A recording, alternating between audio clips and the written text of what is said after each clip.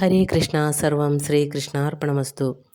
ഈ ആർത്തവ സമയകാലങ്ങളിൽ സ്ത്രീകൾക്ക് ക്ഷേത്രത്തിൽ പ്രവേശിക്കാൻ സാധിക്കുമോ? അതുപോലെ സ്ത്രീ ഈ സമയത്ത് അശുദ്ധയാണോ? ഇങ്ങനെ പല പല ചോദ്യങ്ങളും ഉയർന്നു വരുന്ന ഒരു കാലമാണിപ്പോൾ. എന്തുകൊണ്ടാണ് അശുദ്ധി എന്ന് പറയുന്നത്? എന്തുകൊണ്ടാണ് ക്ഷേത്രത്തിൽ പ്രവേശിക്കാൻ സാധിക്കില്ല എന്ന് പറയുന്നത്?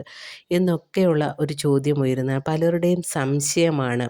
അതിന് കാരണം മിക്ക വീടുകളിലും ചില വീടുകളിലൊക്കെ ഈ ഒരു സമയത്ത് സ്ത്രീകളെ അശുദ്ധിയായി സങ്കല്പിച്ച് അവരെ ഒരിടത്തും തൊടാനും സമ്മതിക്കുകയില്ല. വീടുകളിലാണെങ്കിലും എവിടെയെങ്കിലും മാറി ഇരുന്നു കൊള്ളുക, അവർ തൊട്ട് കഴിഞ്ഞാൽ ബാക്കിയുള്ളവർ കൂടി അശുദ്ധിയാകും, ഇങ്ങനെയൊക്കെ പറഞ്ഞുകൊണ്ട് ചില വീടുകളിൽ ഇപ്പോഴും ഈ സമ്പ്രദായം നിലവിലുണ്ട്. സ്വാഭാവികമായിട്ടും ഇങ്ങനെയൊരു സമയത്ത് കുളിച്ച് ശുദ്ധവൃത്തി വരുത്തിയാൽ പോലും അശുദ്ധി എന്ന് സങ്കല്പിച്ച് മാറ്റി നിർത്തുന്ന ഒത്തിരി വീടുകളുണ്ട്. അപ്പോൾ ആ ഒരു സ്ത്രീകൾക്ക് മാനസികപരമായി അനുഭവിക്കുന്ന ദുഃഖങ്ങൾ വളരെയേറെയാണ്. അപ്പോൾ അവർക്കൊക്കെ ഒരു സംശയമാണ്, എന്തുകൊണ്ടാണ് ഇങ്ങനെയൊരു സമയത്ത് എന്നെ മാറ്റിയിരുത്തുന്നത്, ഞാൻ ആരെയും തൊടാൻ പാടില്ല എന്ന് പറയുന്നത് എന്നൊക്കെ ഒരു ചിന്തയുണ്ട്. അപ്പോൾ അതിനൊക്കെ ഒരു മറുപടി കൊടുക്കാമെന്ന് എനിക്ക് തോന്നിയത് കൊണ്ട് ആണിപ്പോൾ ഇങ്ങനെയൊരു വീഡിയോ ഇടുന്നത്. അപ്പോൾ എന്താണ് ഇതിൻ്റെ സത്യാവസ്ഥ എന്നൊന്ന് മനസ്സിലാക്കണമെന്ന് കരുതി പല രീതിയിലുള്ള അറിവുകൾ നേടിയതിന് ശേഷം പല സ്ഥലങ്ങളിൽ നിന്നുള്ള അറിവുകൾ ശേഖരിച്ച് അതിൽ നിന്നും എൻ്റെ രീതിയിൽ ഒരു മറുപടിയാണ് ഞാനിവിടെ തരുന്നത്.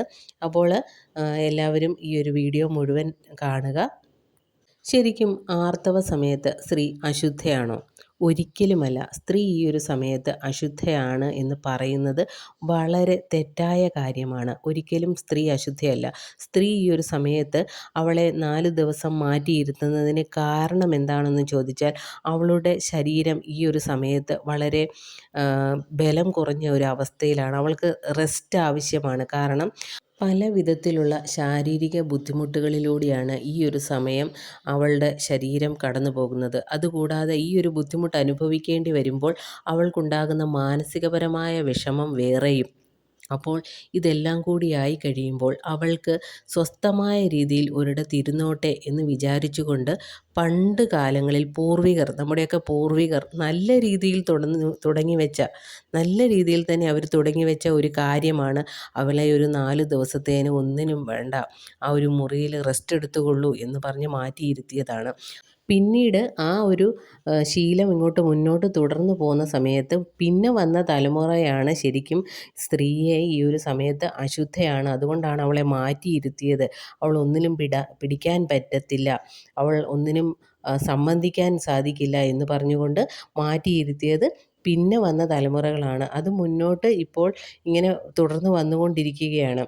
ശരിക്കും നാം മനസ്സിലാക്കേണ്ട ഒരു കാര്യം എന്താണെന്ന് ചോദിച്ചു കഴിഞ്ഞാൽ, ഒരു അമ്മയാകുവാനായിട്ട് ഉള്ള തയ്യാറെടുപ്പിൻ്റെ ഒരു ഭാഗമാണ് നമ്മുടെ ഈ ഒരു ശരീരത്ത് നടക്കുന്ന ഈ ഒരു പ്രോസസ്സ്. അത് ആദ്യം മനസ്സിലാക്കണം. അമ്മ എന്ന് പറഞ്ഞാൽ ആരാണ്? ഈ പ്രപഞ്ചത്തിൻ്റെ ശക്തിയാണ് അമ്മ എന്ന് പറയുന്നത്. ഒരു സ്ത്രീ അമ്മയാകുവാനായിട്ടുള്ള ഒരു തയ്യാറെടുപ്പിൻ്റെ ഭാഗമായിട്ട് അവളുടെ ശരീരത്തിൽ ദൈവമായിട്ട് തന്നെ കൊടുത്ത ഒരു സംഭവമാണ് ഈ ആർത്തവം എന്ന് പറയുന്നത്. അപ്പോൾ ഒരിക്കലും അത് ഒരു അശുദ്ധിയായി നാം കാണേണ്ടതില്ല.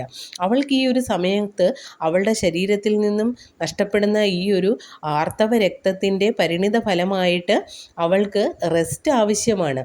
അതുകൊണ്ടാണ് അവളെ ഈ ഒരു 4 ദിവസത്തേന് ഒന്നിനും വേണ്ട എന്ന് പറഞ്ഞുകൊണ്ട് പണ്ട് പൂർവികർ മാറ്റിയിരുത്തിയത്.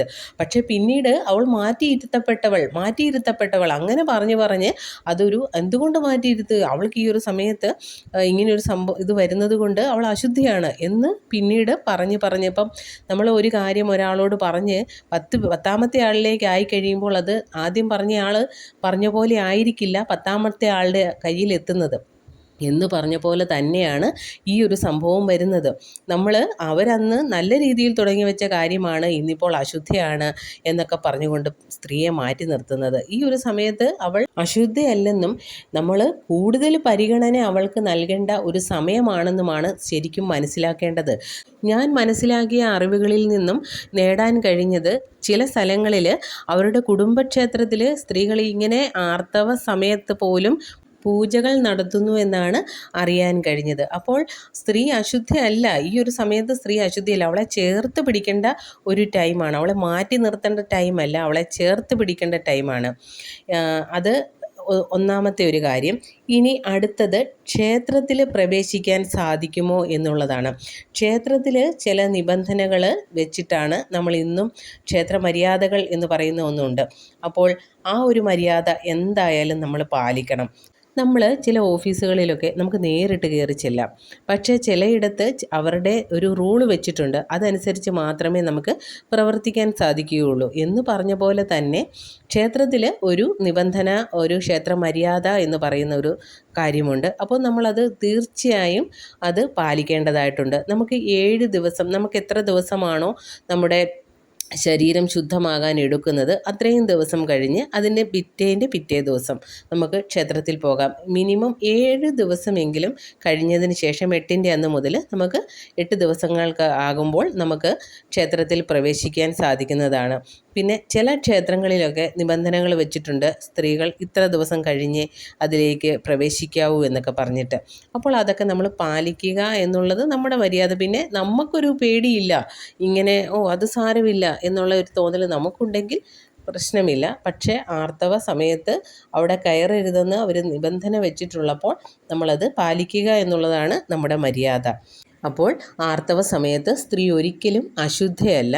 അവൾ ഈ ഒരു സമയത്ത് അവളെ ചേർത്ത് പിടിക്കേണ്ട സമയമാണ്. അവൾക്ക് എന്തെങ്കിലും ശാരീരിക ബുദ്ധിമുട്ടുകൾ ഉണ്ടെങ്കിൽ അതൊക്കെ എങ്ങനെ മാറ്റിയെടുക്കാമെന്ന് കുടുംബത്തിലുള്ളവരാണ് അതിന് മുൻകൈ എടുത്ത് ഇറങ്ങിത്തിരിക്കേണ്ടത്. ഹരേ കൃഷ്ണ. സർവം ശ്രീകൃഷ്ണാർപ്പണമസ്തു.